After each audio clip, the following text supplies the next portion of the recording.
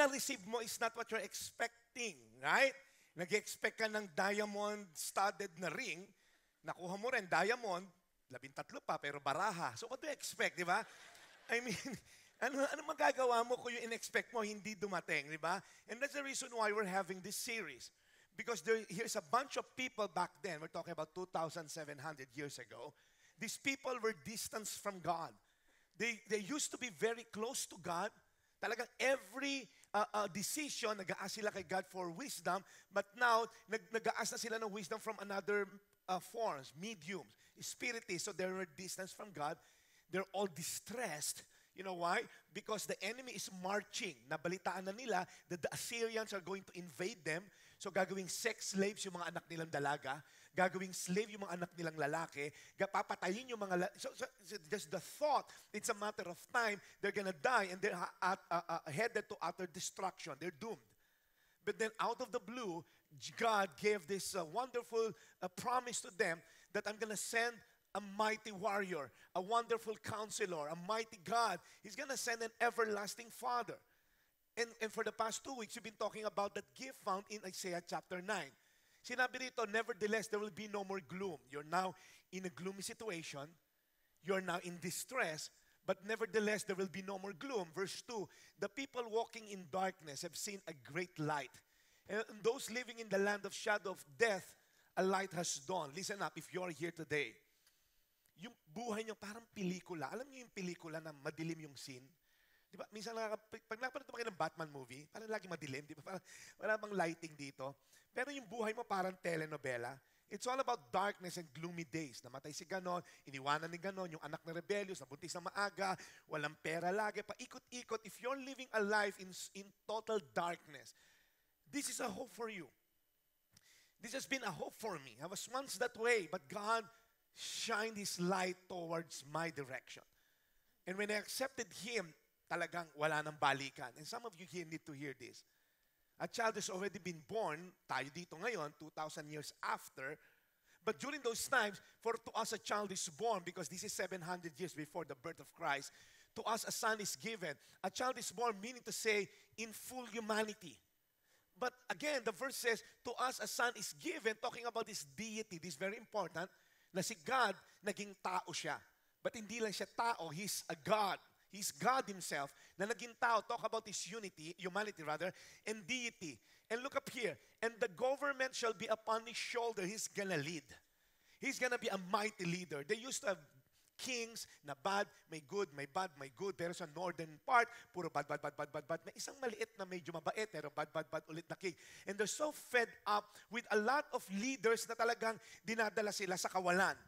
But this king that is going to be born is going to be a leader, great leader, by the way. And what kind of leader this Messiah is going to be? He will rule, number one, with wisdom of a wonderful counselor. He's going to rule with power of a mighty God. And today, on the third week, we're going to look at, He's going to rule with the heart of an everlasting Father. The Messiah would be a much more perfect expression of God's presence. And sinabi dito, everlasting Father, meaning to say, it entails a permanent relationship. Unlike yung mga Judah, mga Israel at time, may king na mabait, may king na bad, may king na mabait, may king na maglilid sa kanila to apostasy. So pag tinignan mo, there is gonna be a Savior, a Messiah, and He's gonna be an everlasting Father to us, to them back then, but to us as well. Now, bago kayo malito, okay, kala ko Jeff Trinity, yung Father, Son, and Holy Spirit. Hindi po siya yung Father. The Son na pinag-uusapan natin, Jesus Christ, is not the Father. Of course, they are three, very distinct, but they're one God. Huwag kayo malito na si Jesus, siya ba yung Father? No. They're distinct in roles. They're distinct in each one of them, but they're one God. Ang pag-uusapan natin specifically is si Jesus Christ is the way for us to know the Father. Remember, God has been their Father. Sinabi rito sa Isaiah 1:2, children I have reared and brought up. Ang problema, itong mga Israelites, but they have kept rebelling and rebelling against their Father. Si God po, they asked for a king and all. So one day, sinabi po dito sa promise na to, there's gonna be a Messiah. And that Messiah will be my exact representation of the Father. In fact, we know who the Father is because of the life of Jesus here on earth 2,000 years ago. He is the visible representation of an invisible God. Listen up, ba't ba mahalaga to? Because pag sinabi natin God, most likely, meron tayong vague idea about God. Ang critical, what you believe determines how you behave. How you view God determines how you're gonna relate to Him. Pag nakita mo si God na isa siyang parang malazus na type of God na nakaupo lang sa trono at very impersonal type of God, okay, ganun pala yung klase ng God. Kung makita mo naman si God, pinalaki ka, si God parang ATM type of God, lalapit ka kay God pagka may kailangan ka lang, and that's how you're gonna view your God.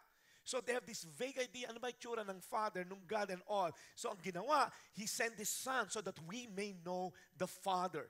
Are you getting the picture? In Luke 10:22, I'm gonna elaborate this further. Mahalaga kasi maintindihan nyo to.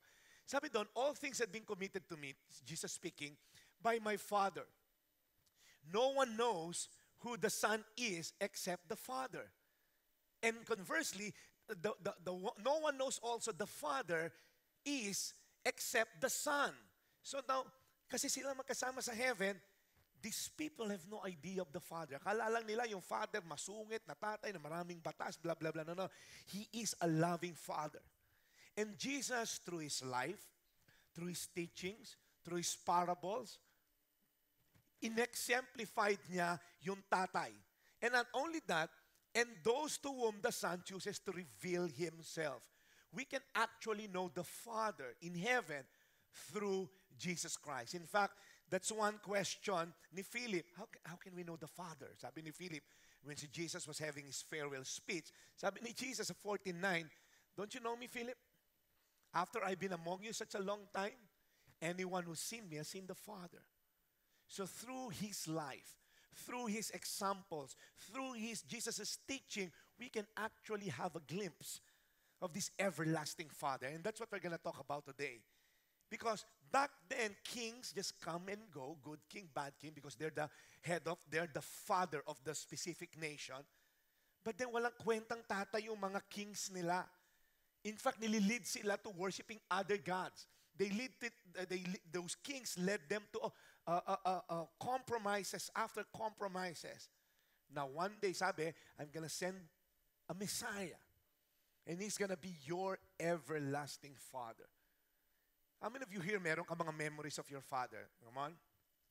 Some of us have good memories. Some of us have bad memories. Some of you grew up na hindi man lang kilala yung tatay nyo. I know some people like that.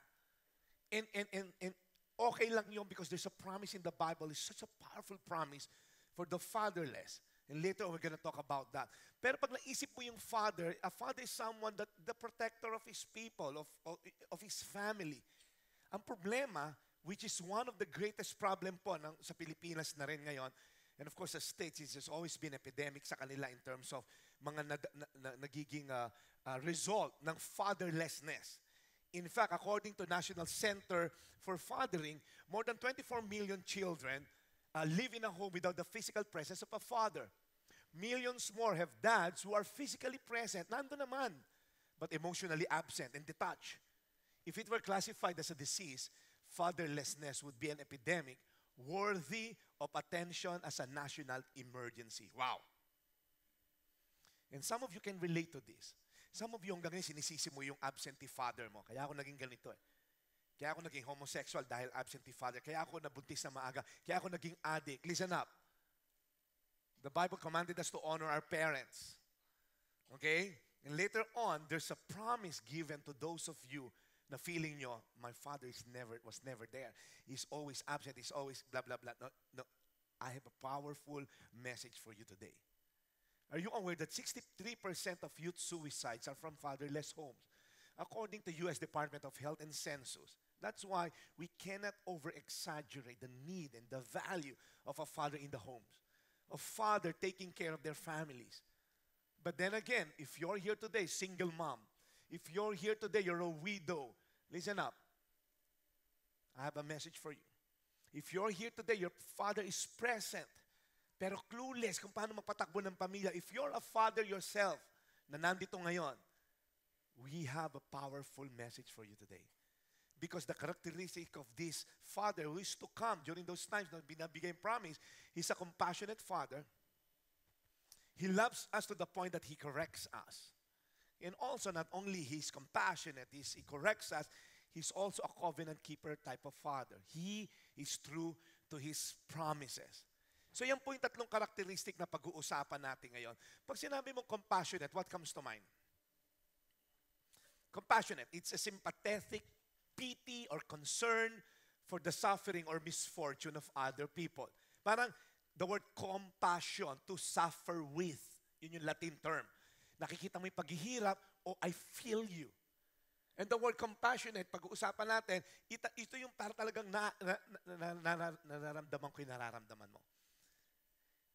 We had a date, kami nung anak ko, itong anak ko walang compassion kasi ito eh. Akalain mo ba namang nilampaso ako sa basketball game namin? So, nung maliit kasi sila, tambay kami sa galeria because doon sila nagki-kids church. Paglabas, nag-games kami. Tinan yung score, tinambakan ako, 135-227. Walang kakompa-compassion tong babae na to, okay? Sabi ko, may makakita sa atin dito, tinalo mo ako sa basketball. So, wag niyong basihan yan, okay? Ibang compassion ang pag-uusapan natin. The word compassionate, God has a special concern to the fatherless. Listen up. There's a specific command to the people of God back in Deuteronomy na makikita natin will reflect the heart of the Father in heaven to the fatherless, to the widow, and to the alien. Hindi sila eating, hindi sila Star Wars, yung alien, yung sojourners na tinatawag. Sabi nito, you shall not pervert the justice due to the sojourners, mga alien, mga hindi Israelites, or to the fatherless, or take a widow's garment in pledge. So this verse is simply saying, reflecting, yung heart ng Father sa mga fatherless and widow and alien.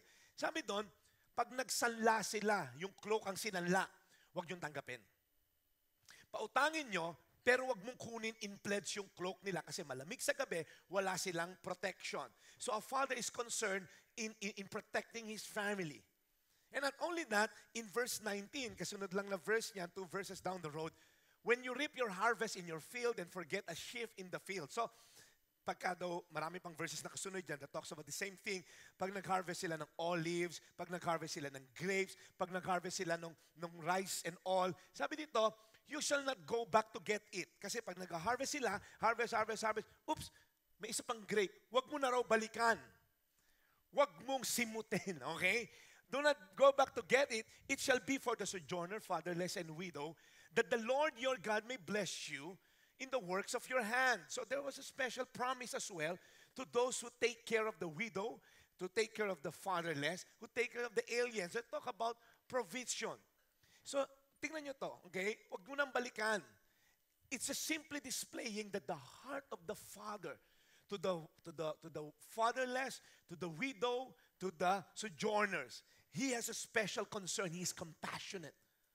So if you're here today, I'm telling you, His compassion extends most especially to the fatherless, to the widow. In fact, Psalm 68:5, there's a promise for you. He's the father to the fatherless, a defender of widows in God in His holy dwelling. And Jesus Christ in His life here, many times, exemplified the heart, the compassionate heart of a father. In fact, we're just gonna go to one example lang, story found in Luke 7 verses 11 to 17. Okay? Naalala niyo yung kwento na to?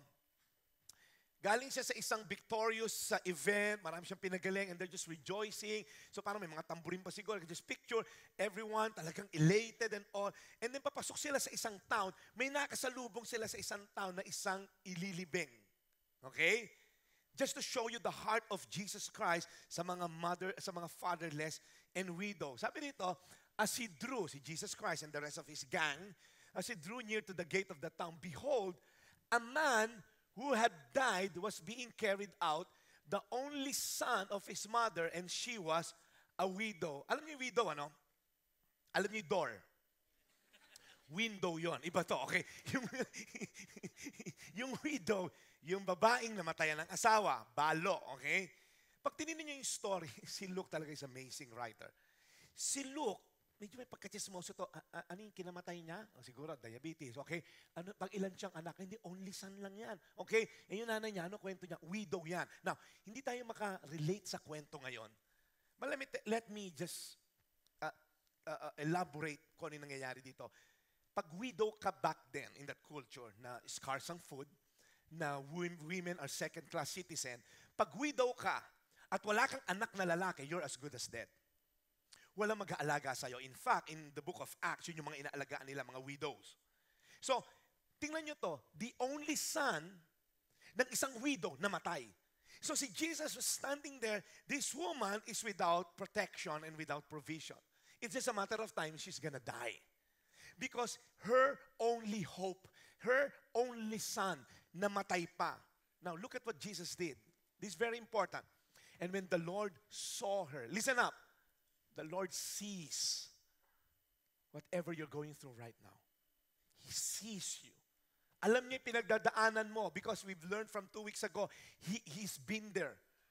Alam niya yung paghihirap mo ngayon. Alam niya yung pighati mo na iniwanan ka ng boyfriend mo ngayong Pasko. As if makareact para may boyfriend talaga. Okay. Darating yan, okay? He had compassion.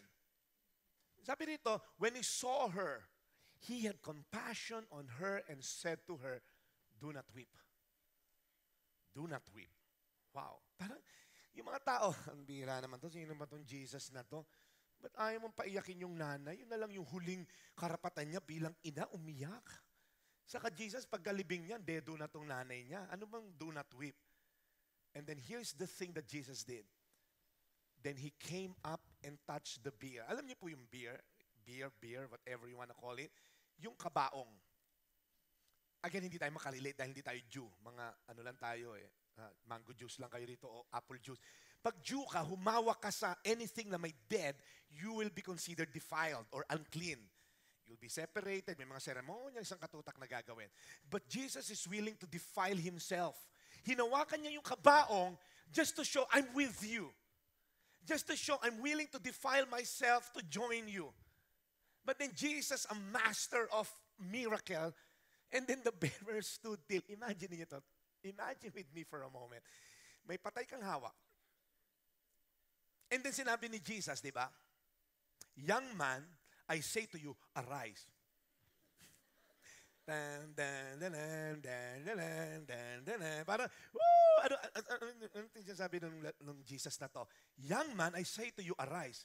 So may isang nakaupo nung tumayo. Sabi ni Jesus, hindi ikaw. Okay. Young ako hindi ikaw. Young man, yung patay, tumayo ka. Di siyempre yung mga nagbubuhat ng titingin, gumalaw yung daliri. Okay, so parang, I could just imagine the drama going on, and then the dead man sat up and began to speak. Wow! How in the world a dead man mabubuhay? Umupo. Wow, hindi lang umupo, tumayo at nagsalita. Alam niyo unang words niya? Wow. Hindi, okay. I don't know. May sinabi siya kung ano man yon. Sa langit ko siya tatanungin, okay? Ano ginagawa ko dito? Or whatever, okay? And then speak, listen up. And Jesus gave him to his mother. There was restored protection and provision to the widow. I mean, Jesus could have just go the other side. Uy, may patay, defile tayo. Lumayo kayo. Huy, kayo, tabi kayo rito. Paraanin nyo yung lilibing na yan. But he's a compassionate father. He knows what's going on in your life. You may have a bad father. You may have not ideal type of father. But Jesus loves you and compassionate to whatever you're going through right now. Hindi ba malaking assurance yun that you can call to your father, Jesus? And it says here, He corrects us. Alam niyo po yung corrects. The word corrects, dinidiscipline tayo. Nagsuswerve ka sa right, konting left ka. I remember hearing the story of this man. You know Dennis Rodman? Di ba? I mean, he's the bad boy of NBA.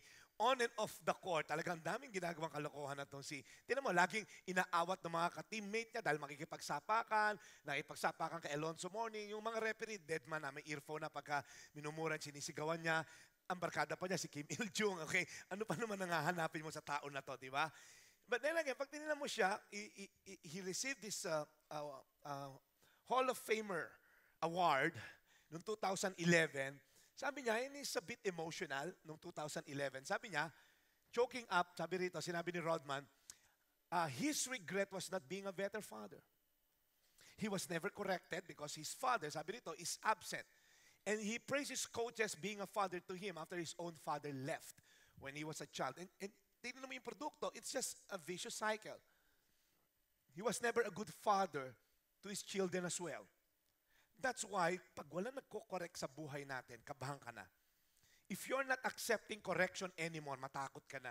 Kung ayaw mong pa-correct, alam mo yung mga taong kiya, yung know-it-all, alam ko na yan. Alam ko na yan.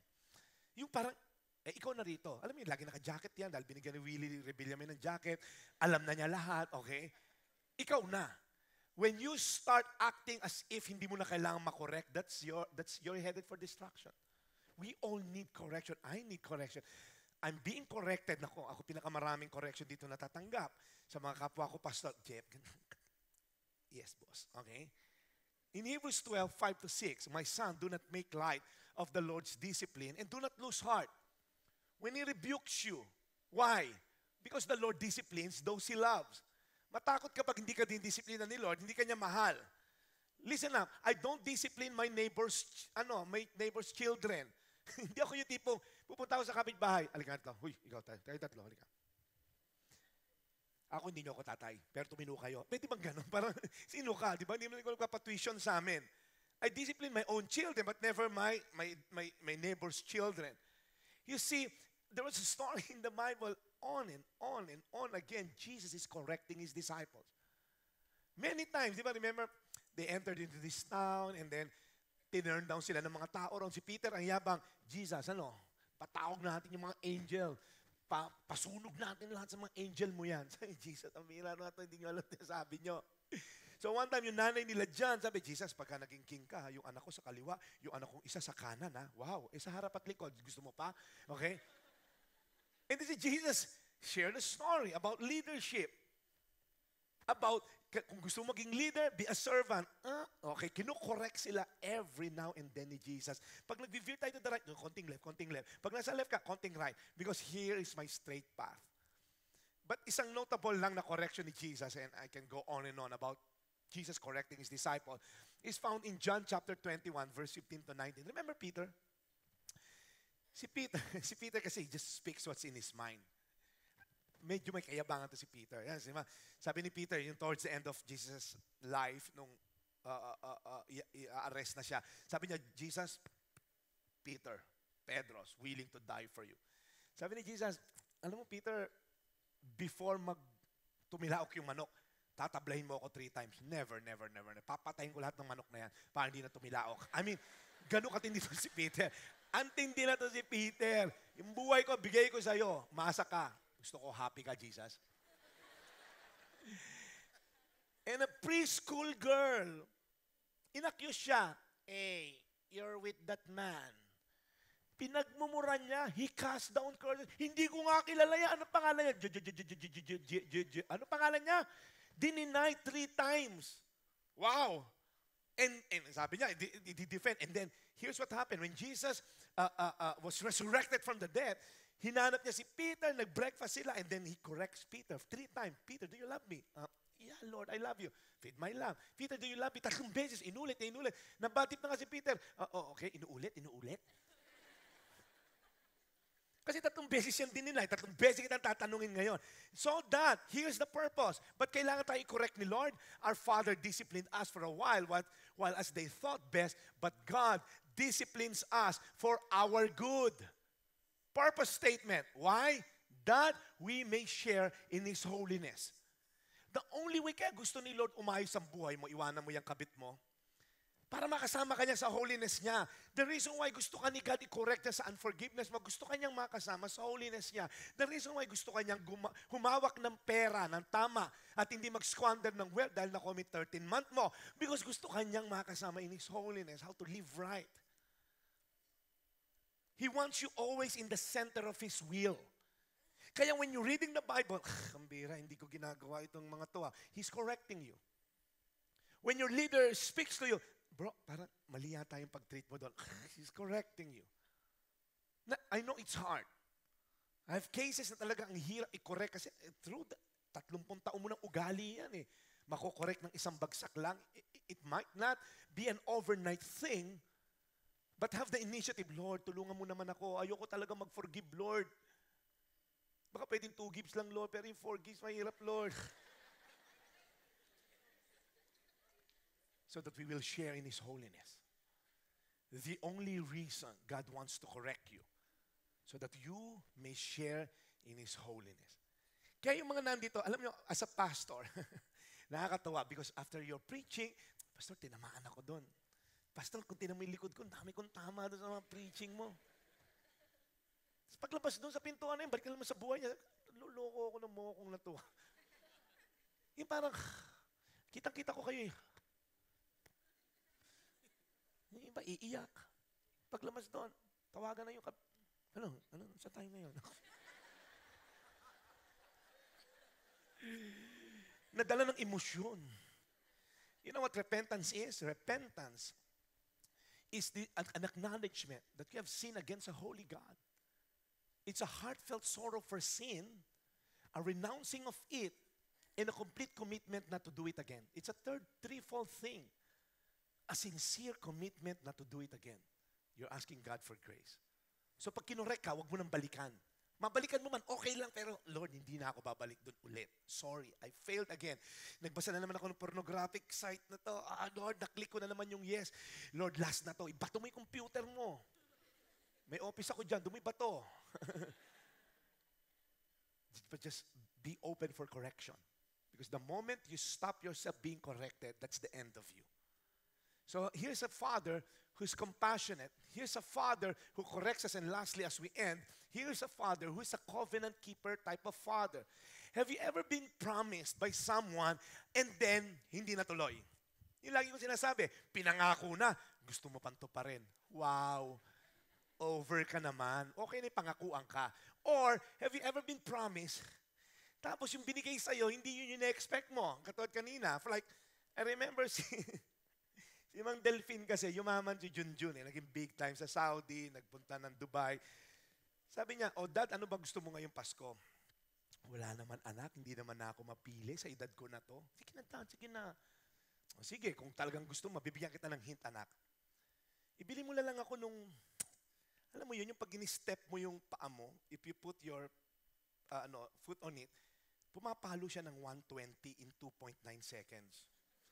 So iniisip niya, ito yung Lamborghini na si Junjun naman, gosh, yun lang ba gusto mo, Dad? Basta yung pag tinapakan mo, papalo ng 120 in 2.9 seconds. Dad, may mas mabilis ako dyan. Lo and behold, the following day, binigyan siya ng timbangan. So, Dad, mas mabilis ito. Pag tuntong mo dyan, 1 second, 180, okay? But you see, he's a covenant keeper God. Hindi siya katulad ni Man Delphine.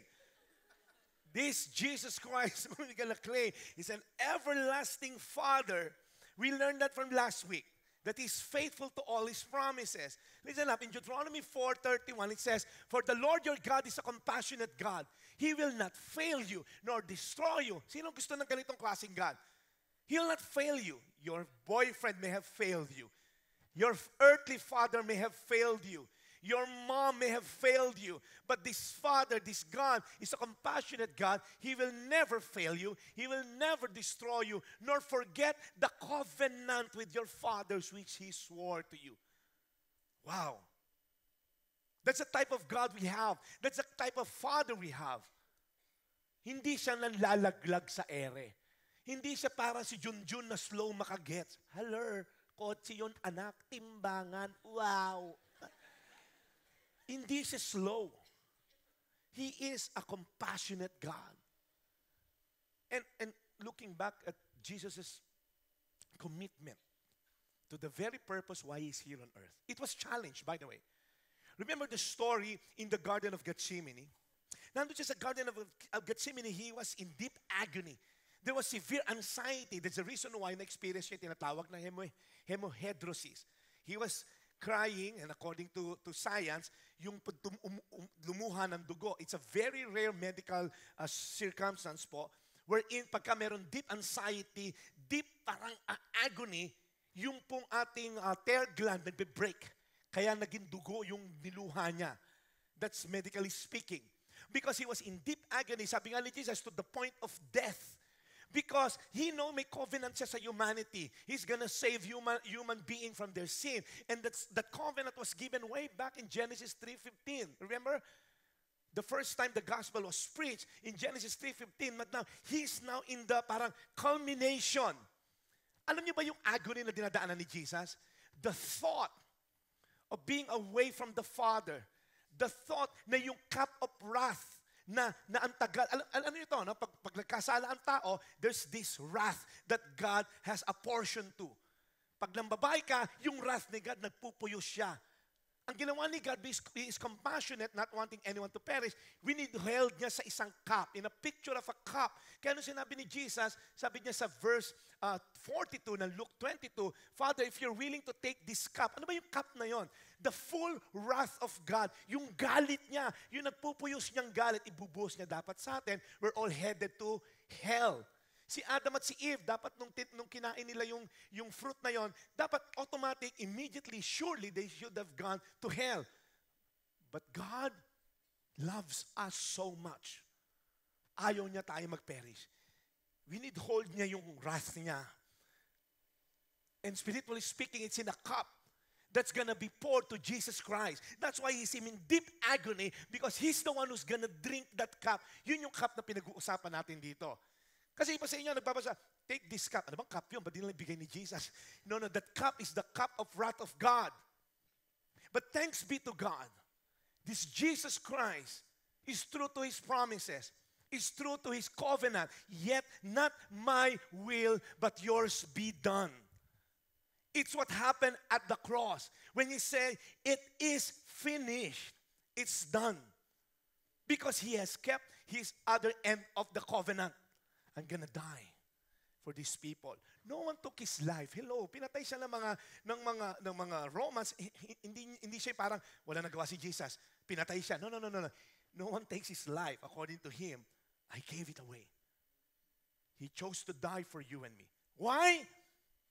Because alam niya, kung hindi ko gagawin to, all from Adam and Eve up until sa atin ngayon, we're all headed to hell. When we die, hell lang tayo.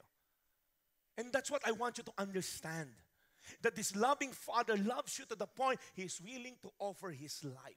He finishes all the way to the cross when He said, it is finished. I have kept the covenant intact.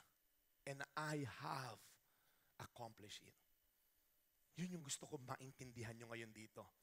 Na hindi tayo magse-celebrate ng Christmas with all the gifts and the traffics, green hills, tangge, bonuses. No. It's not about those things.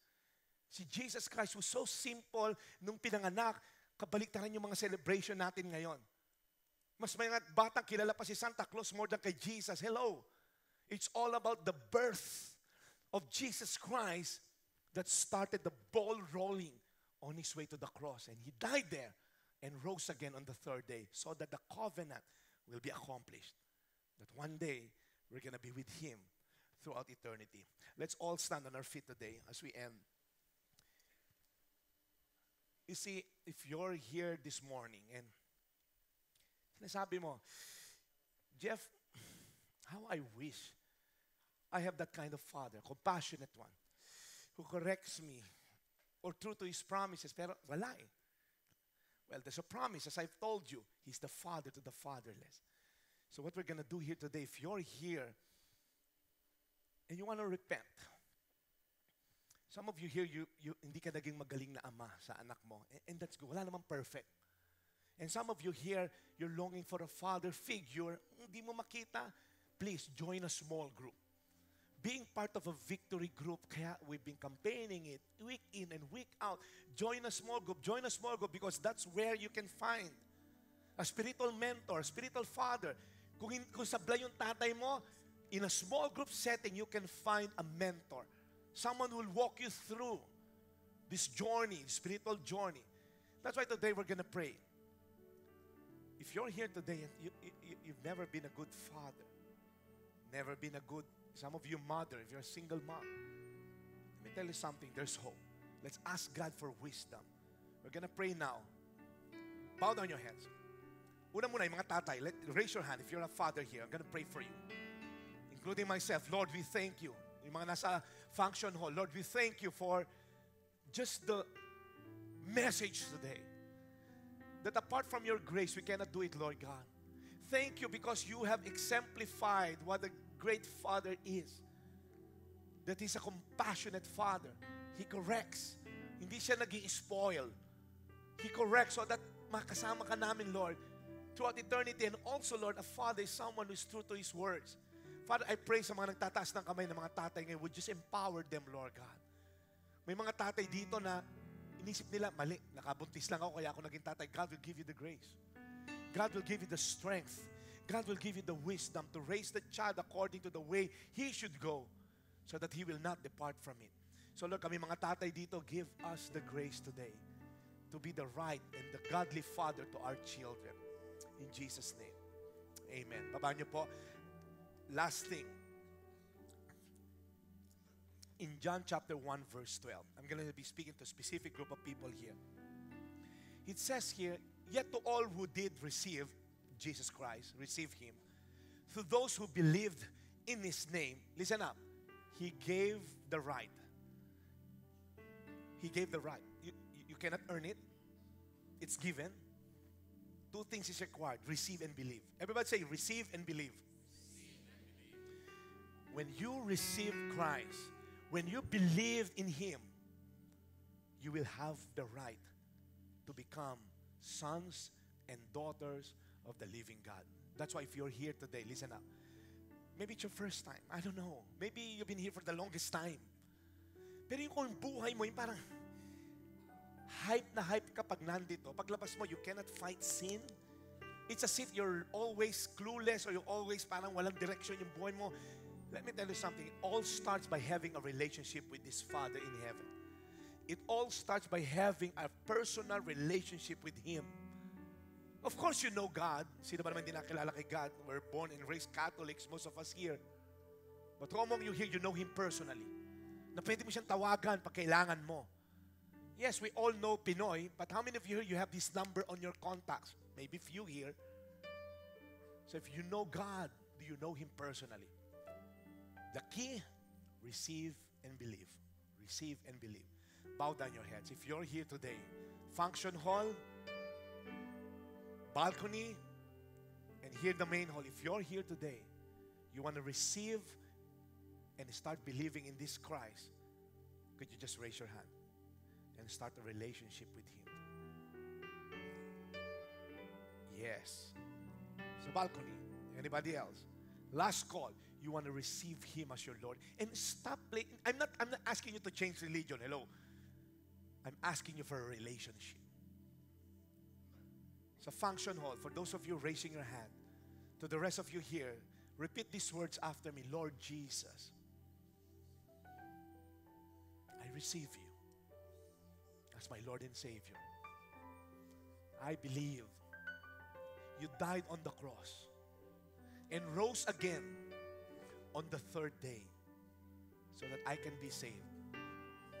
I acknowledge that I am a sinner and I cannot save myself.